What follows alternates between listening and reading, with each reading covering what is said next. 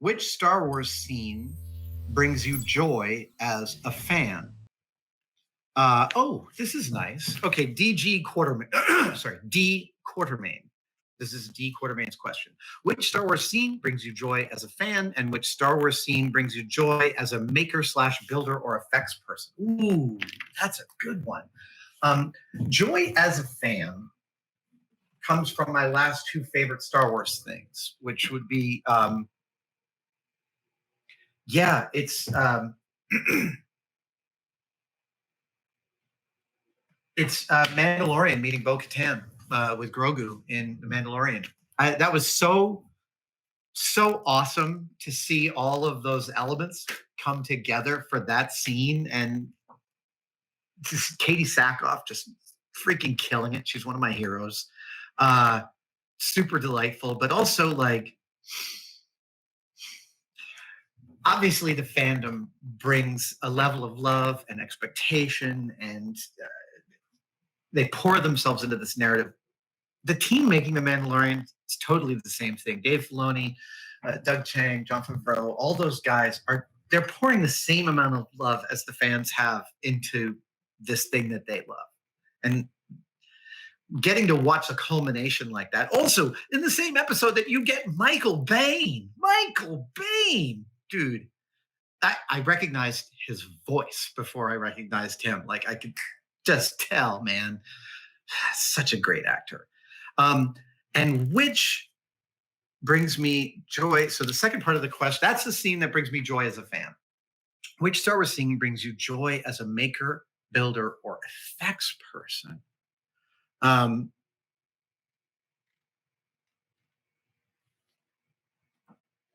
There is a way in which Chewbacca and Han always working on the Millennium Falcon never ceases to make me feel like I could easily be a member of that crew. I've been saying forever, no, this one goes here, that one goes there.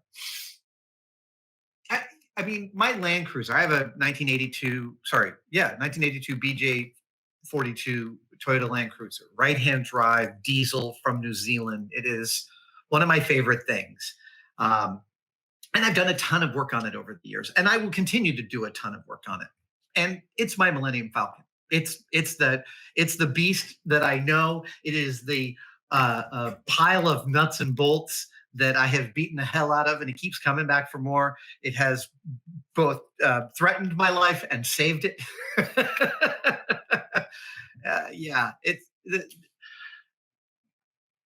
There's definitely the aspect about Chewbacca that I find so compelling is like him welding on the Falcon. There's something so awesome about that.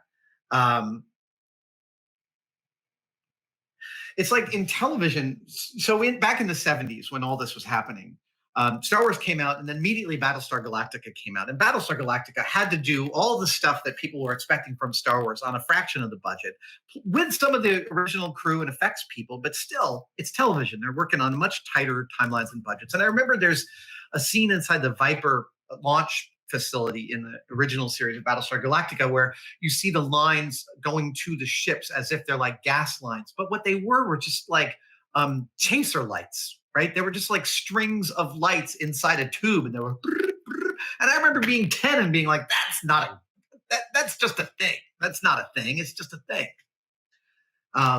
In contrast to that, freaking Chewbacca in that Peter Mayhew in that hairy costume, sitting there with a stick welder, because it's a real stick welder as far as I could tell, up on the set of the Millennium Falcon.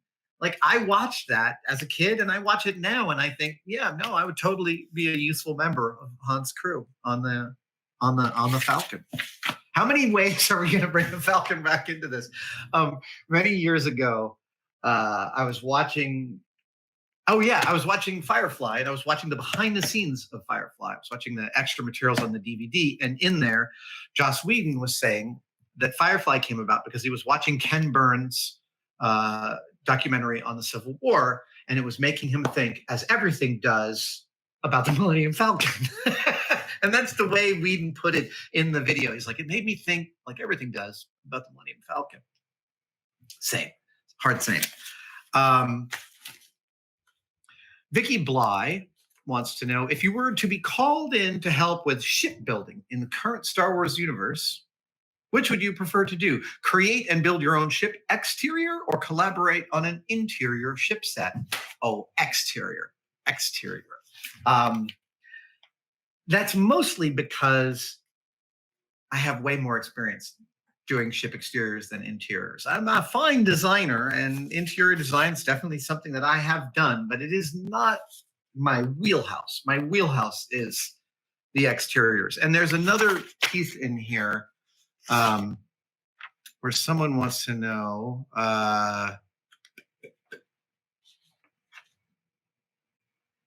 No. Oh yeah. Well, Charles White wanted to know what my favorite Rebellion fighter craft was, and he says his is the Y-wing, and the same for me. I love the Y-wing fighter. I love how there's no two are the same. I built a Y-wing fighter for Galoob Toys back in the late '90s for Jim Fong, and I had to just choose one in all the archive pictures that I have. And I chose one and I replicated it. And I went into a meeting with Lucasfilm, the licensing team, in like, okay, here, pull out these books. This is 1, this is 2, this is 3. You see, this is that one and this is that one. I replicated B here, and that's why these pipes move like that. But ship exterior. And the reason that I love ship exteriors is because I love communicating story and scale with the exterior of a spaceship. I love the process of working on the large form and then sifting and going into the medium forms that catch your eye, that describe more about the story of the ship. And then you sift a little deeper, and now you're going into the details on the details. And then you sift another layer. Now you're doing the greeblies on the details, and you sift another layer. And now you're doing the last bits of final detailing, which would be like, I would take a bunch of strips of 10 thou thick styrene strips and cut them into all sorts of different rectangles and squares. And I'd have this cup full of them, and the bottom of a soda can filled with Weld-On 3. And I'd have an X-Acto knife, and I would take the X-Acto knife and just touch one of the pieces of styrene. That would be enough to pick it up, dip it ever so slightly, touch it to the Weld-On 3, and then over at the ship, like a painter, just sitting there, adding that last detail. Boop, boop, boop, boop, boop, boop.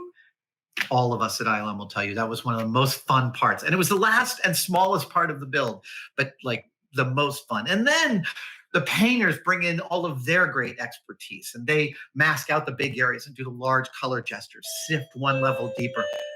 All of my packages are arriving today. I apologize for the sound of my doorbell repeatedly breaking up our live stream. Ship exterior.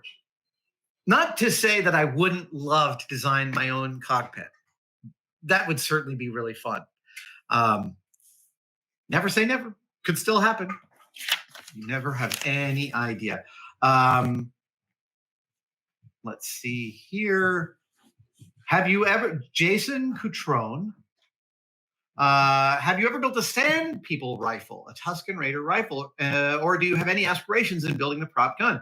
I've also heard that there is no one design for the rifle, since the rifle is a scavenged parts rifle. If you did the gun, how would you approach the build? Great question. I am slowly starting an exploration into a Tusken Raider costume. It's definitely something I'm interested in. And it's specifically because I just love The Mandalorian. I love everything about The Mandalorian. But one of the things I love most is how they keep pulling out these characters you didn't think much about and giving them more depth. And the whole idea of Mando being able to speak to the Sand People, in that like horrifying sounding language, is just fantastic. It humanizes them instantly and lets us understand these cultures all intersect in different ways, and they mean different things both from the outside and from the inside. So yeah, Mandalorian has definitely reinvigorated my interest in the Sand People. And I actually started a folder just a few weeks ago of rifle pictures of Tusken Raider rifles. And you're right. I don't think that there's a single hero one. Just like the Y-Wing fighter, there is no standard. They're all kind of done the way they're done. And that means I would have so much fun with it. I would have so much fun with it. I would probably lean towards my favorite gun designs, which are, I think they're called wheel lock pistols. And if you search online for the ones that they have on display at the V&A, at the Victoria and Albert Museum in London, first of all, if you're ever in London and you haven't been to the V&A, you should go, because it's one of the world's great museums. I go there every time I go through London. Second of all, if you've never looked at a wheel lock pistol, and maybe you're doing it right now online, holy hell, steampunk. Like, you look at the wheel lock pistols and you think, I think steampunk people are like leaving a lot of aesthetic money on the table when you look at these old rifles and the ornate ways in which they were built and the ridiculously ornate metalwork. It's super compelling. That's absolutely the design direction I'd probably go for one of the Sand People rifles, because they feel like, I mean, actually, there's it feels like there's a direct lineage to me, right? Like, it feels like this kind of 18th century weird, messed up colonial thing that generated these gun designs from the British Empire, and the weird colonial aspects of some of the kind of inherent racism between the factions of the Star Wars universe. I mean, it's all, I feel like all of that's being commented on and sort of discussed within the narratives on a subtle level. So yeah, going towards the British colonial rifles seems to me completely appropriate for a scavenged Sand People rifle. Thank you guys so much for watching that video. If you'd like to further support us here at Tested, one of the best ways you can do it is through a Tested membership. And there's a link below as to the various levels of Tested membership, but it's so much more than just exclusive videos. There are exclusive videos, but there are also live stream Q&As. And the thing that I love most about the Tested members is the interactivity, the wonderful communication between not just me and Tested members, but our whole Tested team.